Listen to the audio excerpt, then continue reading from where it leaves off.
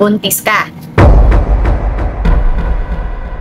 Ang pregnancy test ay pagsusuri para malaman kung buntis o hindi. Kadalasan, ginagawa ito gamit ang ihi. Paano ito gumagana? Hinahanap ng pregnancy test ang HCG or Human Chorion Gonadotropin. Ito ay isang hormone na lumalabas lang kapag buntis ang babae. Pag may HCG sa ihi, ibig sabihin buntis. Pag walang HCG, syempre, hindi buntis. So, may dalawang uri ang pregnancy test, gamit ang urine or ihi at dugo. Ang urine pregnancy test ay pwedeng gawin sa clinic o sa bahay. Madalas, gamit ang test, parang stick or strip. Ihi lang ang kailangan.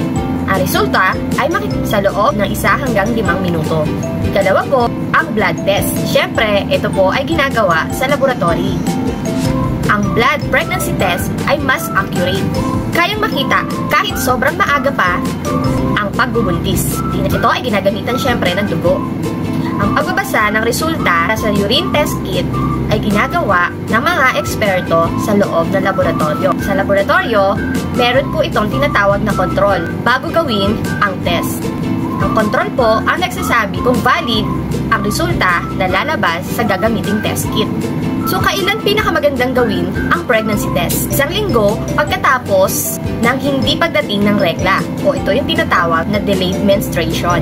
Umaga ang pinaka-accurate dahil mas concentrated ang ihi. Paalala po, kung positive, magpatingin sa doktor para sa kumpirmasyon at prenatal care. Kung negative po, pero hindi pa rin dinadatnan, ulitin ang test pagkatapos ng ilang araw. Iwasang uminom ng maraming tubig bago mag-test. Baka lumabnaw ang ihi. Halimbawa ng simpleng resulta, kapag positive, syempre buntis. Kapag negative, syempre hindi buntis. Meron din pong resulta na invalid. Pwedeng 2 yung linya or wala talagang linya. Kailangang ulitin ang test. Baka mali ang pagkakagawa ng procedure.